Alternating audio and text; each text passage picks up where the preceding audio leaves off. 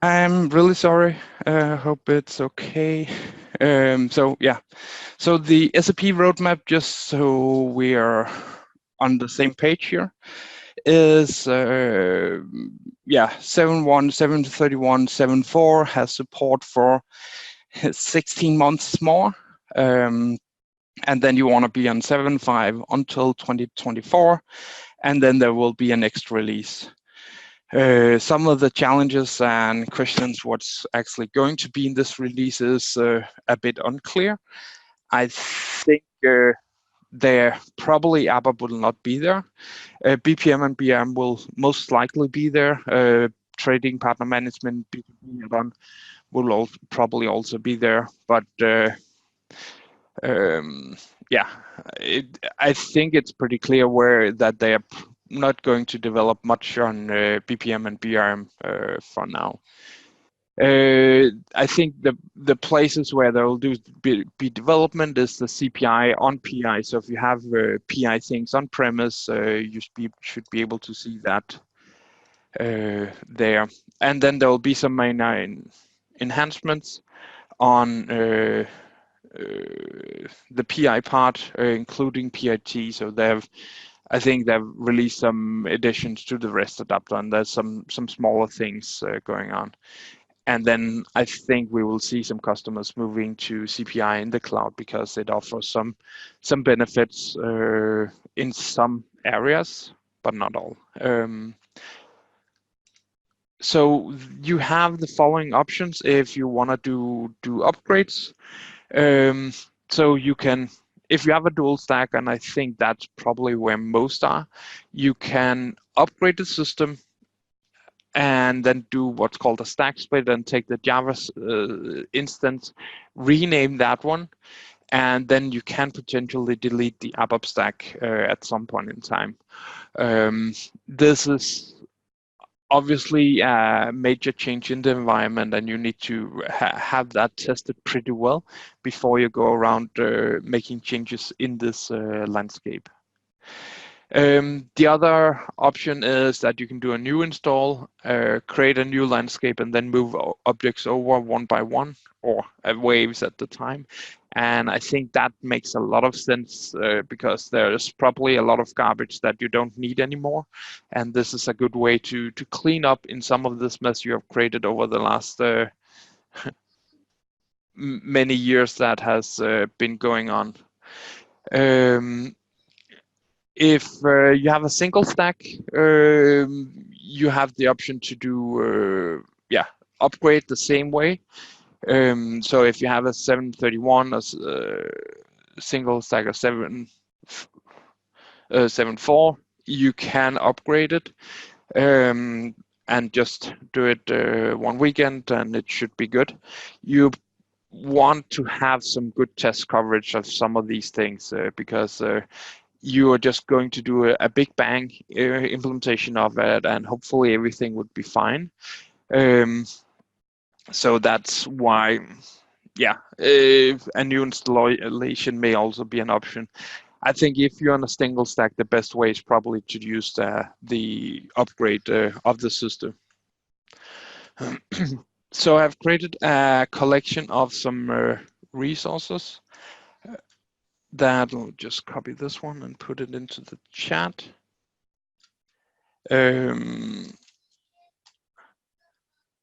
Here you can see some of the different webinars, migration things that we've created.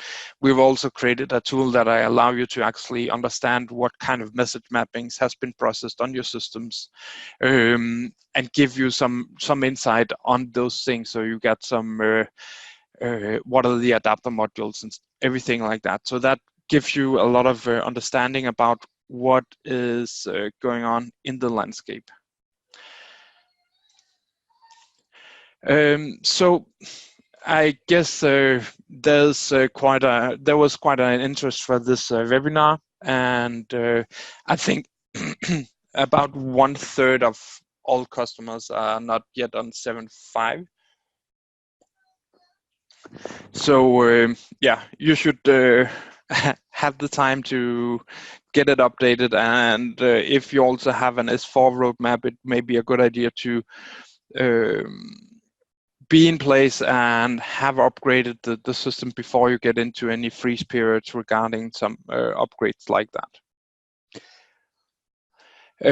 So the normal processes for doing a migration is that you plan a release of an interface, you create test data, you move artifacts to the new landscape, you configure the communication channels, you test. So you select an interface, create some test data. Hopefully you can do that.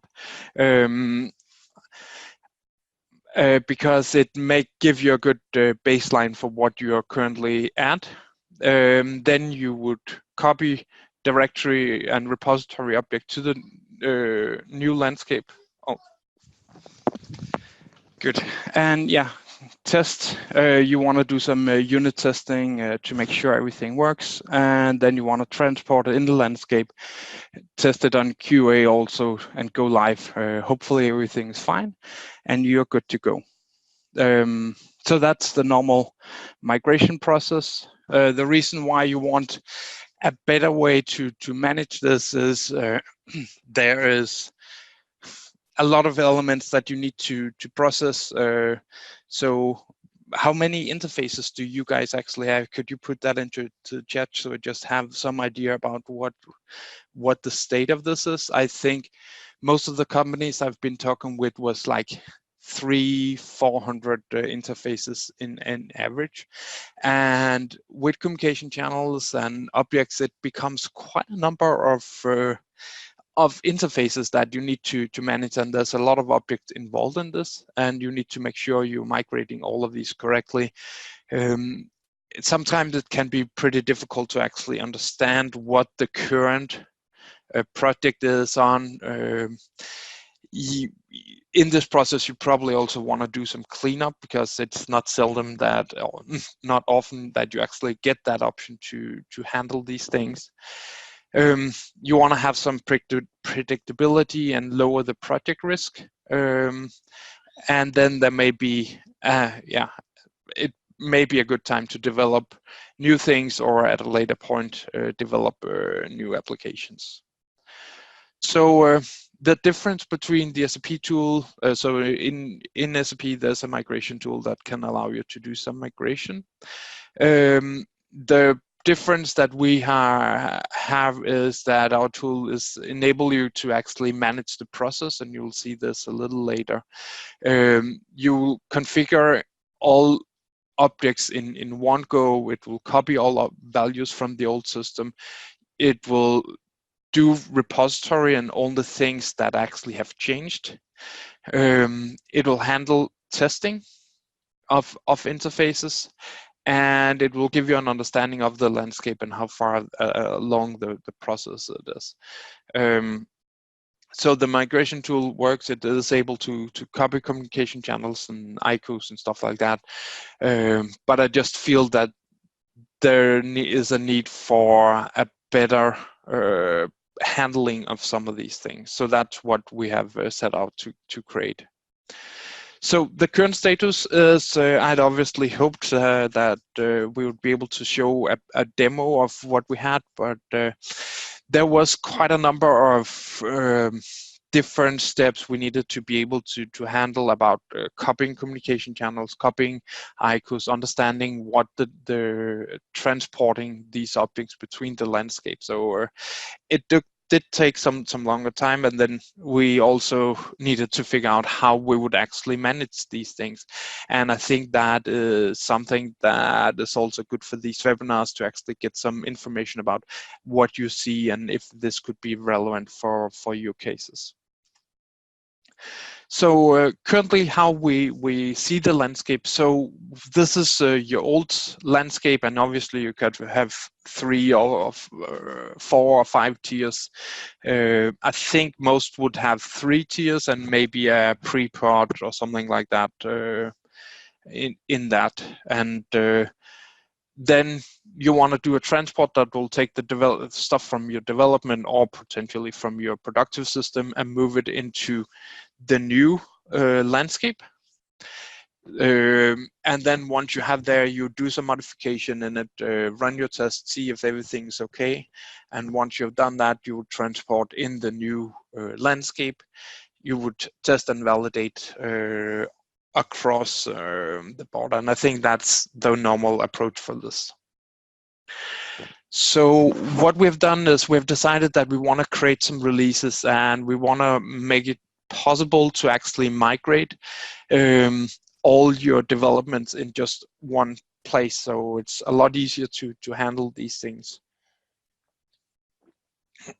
and get this overview. And I think in most cases you would actually be using release, and I normally recommend that you take some of the less critical interfaces in beginning just to make sure you got all the infrastructure in place, everything works, and then later on you will take some more critical stuff, higher volume or whatever you want as a part of this. So what would happen is you'd select a number of ICO, you would add those to this release, and it will then create a ticket. A ticket is an IRT concept that enables us to manage it and give documentation about what's actually going on. So normally tickets in IRT is used to handle, like you have a service request that's going on, and it will enable some of these things for you. So it's a possible way to ensure a good process for all interfaces, and it then accomplishes these two things. We got a old to the new development and a new development to the new productive system. And one of these different things that this release also enables us to do is actually it enables us to run CPI or PI and CPI transport in actually the same way. So currently we have designed an interface that looks like this. You have the option here to select and add new ICOs to it. And you then would have the option to see what are the current status of these things out here. And you can see, okay, we have collected test data for this. We want to create transport to the development system, and the same for all the other steps. You can see how many where the interface is in this specific case. So and you'd be able to get some overview about where you are in this migration process, and you can select multiple interfaces and say, okay, now we want to move this to QA, now we want to run test on QA system in this way. What it will do is it will create so we have this way already that enables you to configure communication channels across the landscape. And why this is interesting is that it enables you to actually say that this host name on your QA system is, dev system is this, on QA it's called QA, and we will copy all of these values from the old system into the new landscape.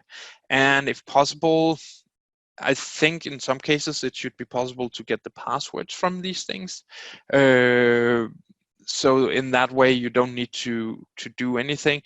Obviously, if you're using a port that is non-transportable or something like that, it could give some problems, and probably want to figure out how to handle those things.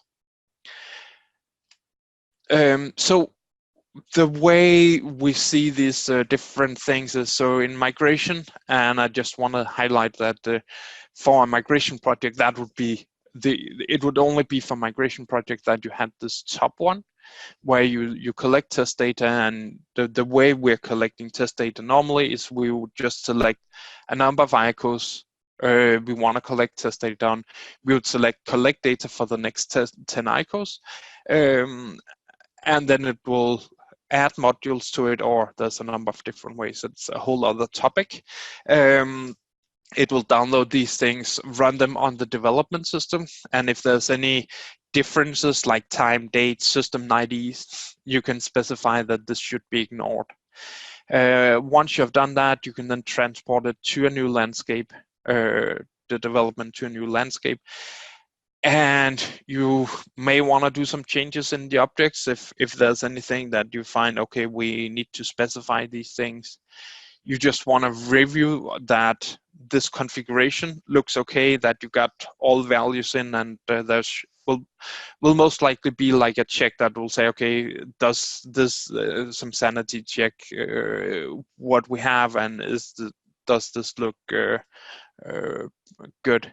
Then you'll create a transport, and what you'll simply select is just says transport this ICO or these ICOs, and it will create a transport, and you can then approve.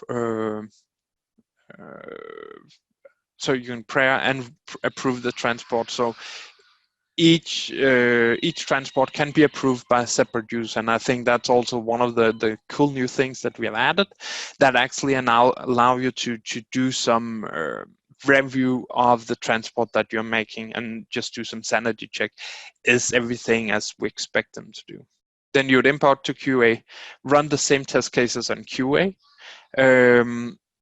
If there's any problems, you can reject it, and we'll go back to development and start over creating a new transport.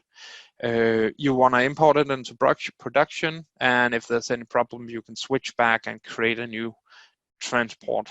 Probably you just want to create a new transport. And then at the end, it will just say, okay, once you have moved this to production, do we get a valid message for this interface? And if so, it'll just give you a green light, so you know we have processed one of these messages in our live system, so we know what's going on. I hope that this is also what you'd see as a normal, healthy PI development or CPI development process. It's, for our purposes, it is the same. So this is how we see this transport system, and if there's any questions, comments, just put them into the chat. Is that it enables us to update and synchronize objects first. So we're doing monitoring of all repository directory objects that's going on. Once they are there, we will run the test cases that you have created on them. We will check, create, update the global configuration, and in a migration, it will just try to copy this from the old landscape. You will create the transport, and once you have created a transport, we'll do a validation with, for instance, the CPI lint that Morten Wittrock created, or with some similar PI lint that will do some name check validation that a communication channel needs to start with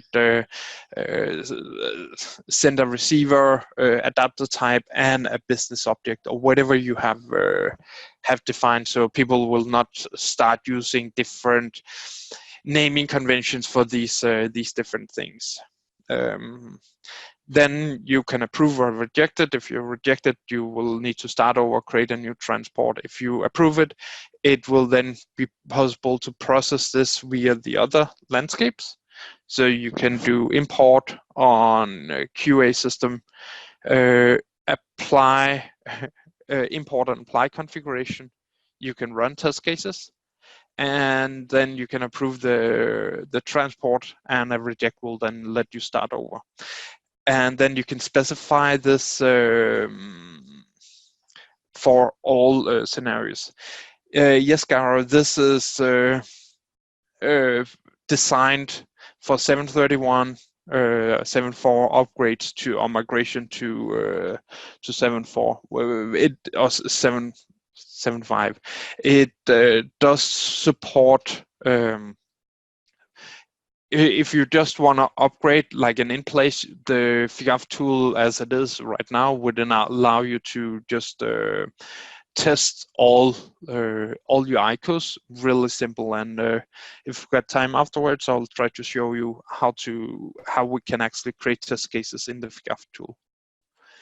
Yeah, as I said, you can select multiple interfaces and move them to the next phase, and you can get some information about what the current status is, and are there any blocking issues with some of these things. For repository, so if you are migrating the repository, we found a way that enables us to create the TPZ file for a specific integration scenario. So it will create a file transport of only the object that's used in a specific ICO, and then it will import, and obviously only if you have not already imported this. Then the imported files, or the files, will then be imported on the new system using file import, and all of this would happen with the click of a button. You don't need to do anything with this. And we can then use the Figaf transport tool using this file system transport. So it's really not anything you want to do. At a later state, we probably also want to be able to, or can also use the CTS Plus if you still want to be using CTS Plus for the transports. I guess the question here, are you guys on, if you say dual stack, and I guess that means that you are not using ICOs, but classical receiver agreements and stuff like that. So the tool will copy all communication channels in the full landscape. If it's released, and if it's an old release, it should be possible to get the passwords. ICOs can in most cases be copied directly, and then we'll migrate the channels and ensure that the communication works for the new one. And we will also do conversion to iFlows in this way. If we have a dual stack system, we just need to figure out how we will create that. We don't have a dual stack system to try this out on. So if you are considering migrating from a dual stack system and think this could be relevant, do help us out, and we will be able to provide some information on it. Yes, so when you're doing a migration here, it will update the adapter to the 7.5 adapter that it is going on and being used. And I would assume that there may be some new fields in the 7.5 adapter that you don't have in 7.31, and we'll just need to check how those are being processed, how we can actually see the differences. Obviously, the change becomes, if you have a Seeburger adapters want to migrate them, then it becomes a little more challenging. And then we will transport via the directory API most likely. Otherwise, we'll do it via CTS Plus or file transports. Let's see what's possible there. We do have an application, the Seeburger migration tool. So if you have Seeburgers, Seeburger message mapping, and want to figure out how you can actually migrate away from these, we have a simple utility where you can just select the Seeburger message mapping, select what are the B2B structure that correspond to this, click your and click, and within a minute it has converted all the different path to the new structure. You just need to go through this message, save it, and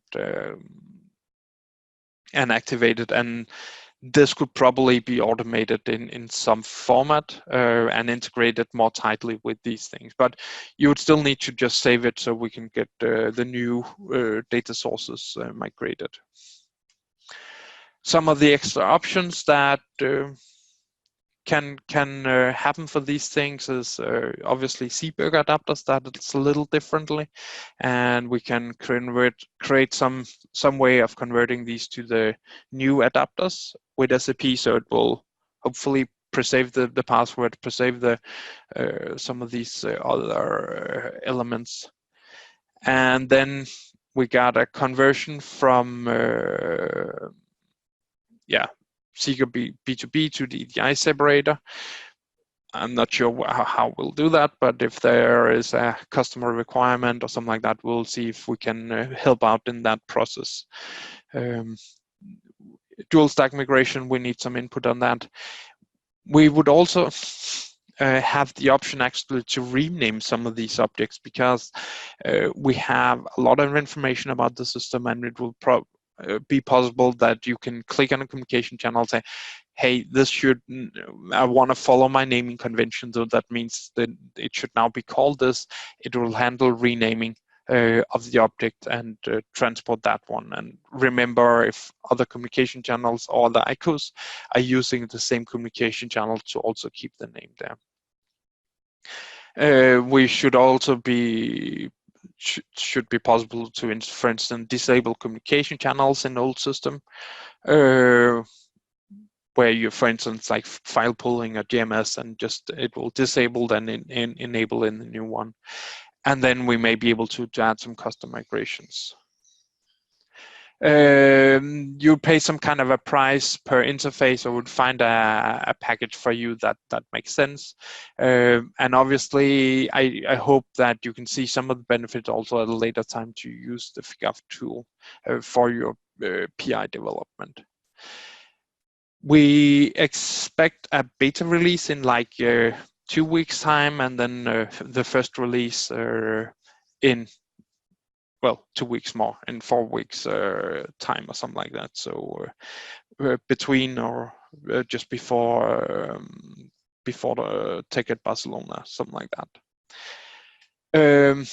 Now is the time, if you have questions, comments, feedback, something that you're saying this is really important that we get to implement in this this tool to make sure that it works. Otherwise, I think I would encourage you to try out what the tool already can do for testing. So we have a